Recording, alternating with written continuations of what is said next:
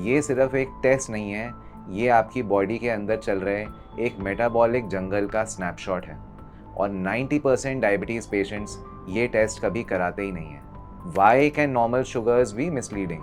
हमारे health care system में glucose test, HbA1c या शुगर कर्व टेस्ट कॉमन है, बट ग्लूकोज के नंबर्स सिर्फ एक लेट वार्निंग साइन है। रियलिटी ये है, जब तक शुगर बढ़ती है आपकी बॉडी ऑलरेडी 10 साल से ज़्यादा इंसुलिन से लड़ चुकी होती है। आपके पैंक्रियाज ओवर टाइम काम कर रहे होते हैं और आपको पता भी नहीं चलता। हर तीसरा डायबिटिक पेशेंट कह रहा है मेरा शुगर तो कंट्रोल में है, लेकिन फिर भी थकान नहीं जा रही, पेट बढ़ता जा रहा है, ब्लड प्रेशर ऊपर नीचे हो रहा है और रिस्क ऑफ हार्ट अटैक या फैटी लिवर कभी भी टपक सकता है। तो सवाल ये है, अगर शुगर कंट्रोल में है तो बॉडी में ये सब क्या हो रहा है? इसका जवाब एक ऐसे टेस्ट में छुपा है जो आपका डॉक्टर शायद कभी रेकमेंड नहीं करेगा। ये है फास्टिंग इंसुलिन टेस्ट। इसलिए आपका फास्टिंग शुगर नॉर्मल हो सकता है, HbA1c भी ठीक हो सकता है, लेकिन अंदर ही अंदर आप इंसुलिन रेजिस्टेंस की तरफ बढ़ रहे होते हो। ये साइलेंट डैमेज होता है, बिना सिम्टम्स के और बिना नॉइज़ के। तो क्या है ये इंसुलिन और क्या करता है इंसुलिन? तो इंसुलिन एक हार्मोन है जो ग्लूकोज को सेल्स तक पहुंचाता है एनर्जी के लिए, लेकिन जब आपकी बॉडी इंसुलिन को रिस्पॉन्ड करना बंद कर देती है, इसको हम कहते हैं इंसुलिन रेजिस्टेंस। तो बॉडी और इंसुलिन बनाती है, आपके पैंक्रियाज और ओवरवर्क करते हैं। शुगर तो नॉर्मल दिखती है, लेकिन इंसुलिन लेवल हाई होता है। इसका क्या नुकसान है? फैट स्टोरेज बढ़ती जाती है, specially belly fat.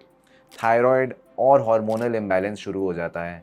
BP, cholesterol, liver fat सब बढ़ जाते हैं और आखिर में टाइप 2 डायबिटीज़ ट्रिगर हो जाती है। फास्टिंग इंसुलिन टेस्ट ये सारी चीज़ें 5 से 10 साल पहले तक भी डिटेक्ट कर सकता है, जब सब कुछ नॉर्मल लगता है। तो जब ये इतना इम्पॉर्टेंट टेस्ट है, तो ये टेस्ट रूटीन में क्यों नहीं होता? क्यों नॉर्मली डॉक्टर्स ये वाला टेस्ट नहीं करवाते? फर्स्ट रीज़न, एक मेडिकल ट्रेनिंग गैप है। डॉक्टर्स को ग्लूकोज या शुगर देखने की ट्रेनिंग दी जाती है, इंसुलिन नहीं। उनकी डिफ़ॉल्ट हैबिट है कि फास्टिंग शुगर चेक करिए, HbA1c चेक करिए। कभी ये ध्यान नहीं जाता कि ये फास्टिंग शुगर और HbA1c क्यों बढ़ रहा है, इसके पीछे कॉजेटिव हार्मोन क्या है, और आज की डेट में टेक्नोलॉजी अवेलेबल है जो इस इंसुलिन को डायरेक्टली देख सकती है। Second reason, guidelines don't recommend insulin test. Australia जैसी कंट्रीज़ में, जो कि एक डेवलप्ड कंट्री है, वहाँ पे भी एंडोक्रीन बॉडीज़ ने इंसुलिन टेस्ट को नॉट यूज़फुल बता दिया है, सिर्फ इसलिए क्योंकि उसकी स्टैंडर्डाइजेशन नहीं है। तो वर्ल्ड वाइड जो गाइडलाइंस होती हैं, टिपिकली अमेरिकन डायबिटीज़ एसोसिएशन की या यूरोपियन एसोसिएशन ऑफ डायबिटीज़ की, उसको पूरी दुनिया फॉलो करती है। अगर उसमें इंसुलिन टेस्ट करने के लिए नहीं बोलेंगे तो जाहिर सी बात है कि डॉक्टर्स भी उसको नहीं करवाएंगे। थर्ड रीज़न, कॉस्ट को लेके भी इंडिया में एक बहुत बड़ी प्रॉब्लम है।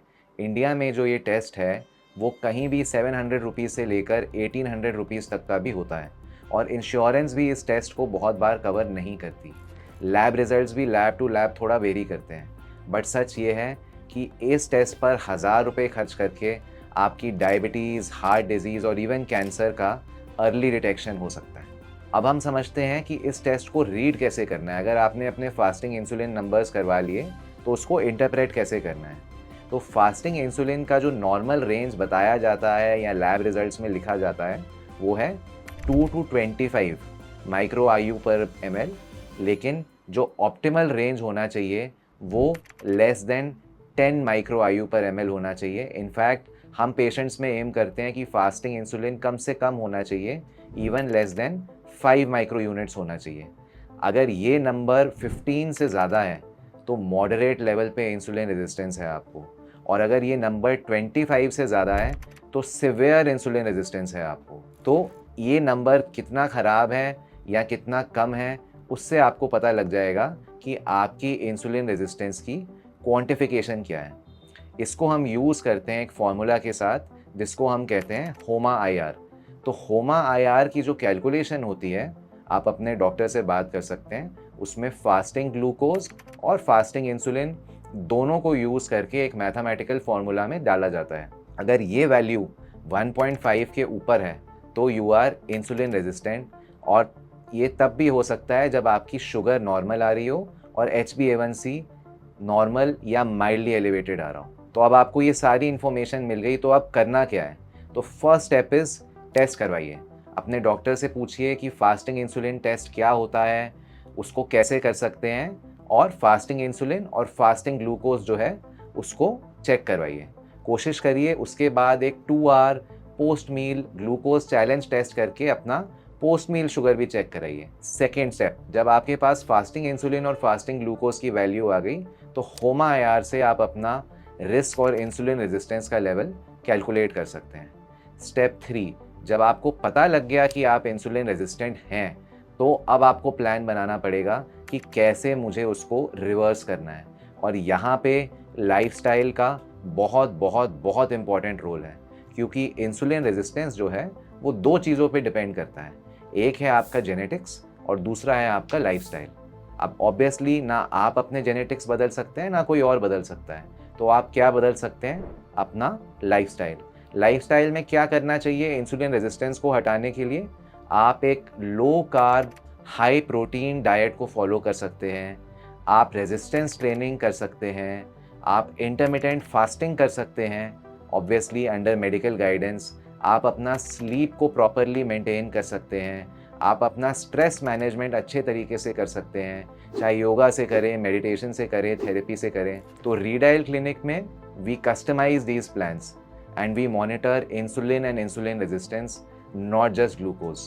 तो हमारे पेशेंट्स जो हैं वो सिर्फ शुगर नहीं, इंसुलिन को भी रिवर्स करते हैं। तो एग्जाम्पल के लिए मैं आपको कुछ अपने क्लिनिक से केस स्टडीज़ बताता हूँ। फॉर एग्जाम्पल, एक 48 ईयर ओल्ड मेल पेशेंट थे हमारे, जिनका फास्टिंग शुगर तो 92 था, बट इंसुलिन कितना था? 32, और काफ़ी ओबीज थे, फैटी लिवर भी था। लेकिन 3 मंथ्स लेटर जब हमने सारी इंटरवेंशंस करी, उन्हें लो कार्ब डाइट पे डाला, कस्टमाइज एक्सरसाइज प्लान बनाया, इसे प्रॉपरली एग्जीक्यूट किया, तो insulin came down to 8 from 32। He lost a lot of weight, he lost belly fat, उनका फैटी लिवर ठीक हुआ। अगर हम सिर्फ शुगर पे जाते या सिर्फ HbA1c पे ध्यान देते तो उनका डायग्नोसिस मिस हो सकता था। अनदर केस स्टोरी, एक 32 year old female, unexplained PCOD, उनको कोई शुगर का इशू ही नहीं था, लेकिन जब हमने इंसुलिन चेक कराया तो insulin was very high. Insulin was almost 25 to 27 units.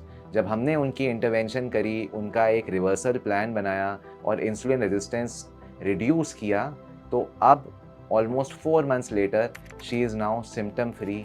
That means we manage to reverse her PCOS by reversing her insulin resistance. तो ये केस स्टडी से आपको ये समझ आएगा कि many patients with normal sugars have insulin resistance. So take home message क्या है इस वीडियो से? कि आपका फास्टिंग इंसुलिन टेस्ट जो है वो बहुत बहुत बहुत ज़रूरी है। इट इज़ पॉसिबल कि आप फास्टिंग शुगर चेक करें, HbA1c चेक करें और वो बिल्कुल नॉर्मल हो या सिर्फ माइल्डली एलिवेटेड हो, लेकिन अगर आप इंसुलिन को चेक नहीं करवाएंगे और इंसुलिन रेजिस्टेंस को काउंटर नहीं करेंगे तो प्रॉपर इलाज आपका नहीं हो पाएगा। तो आप अपनी मेटाबॉलिक हेल्थ के जो साइलेंट एविडेंस है उसको इग्नोर कर रहे हो। Don't wait for glucose to spike, start early, start now. You can plan a consultation with our expert. आप कमेंट करिए कमेंट्स में कि मेरा इंसुलिन टेस्ट अभी तक नहीं हुआ, एंड वी कैन रिप्लाई कि ये कैसे करा सकते हैं। You can share this with a friend और रिलेटिव हु थिंक्स कि शुगर तो कंट्रोल में है, शुगर मैनेज्ड है, और उनको आप फुल पिक्चर दिखाइए कि वो इंसुलिन रेजिस्टेंस पे तो काम ही नहीं कर रहे हैं। I am doctor Gagandeep. मिलते हैं नेक्स्ट वीडियो में एक और इम्पॉर्टेंट ट्रूथ के साथ जो आपके हेल्थ और आपके फ्यूचर को सेफ बना सकता है। Thank you.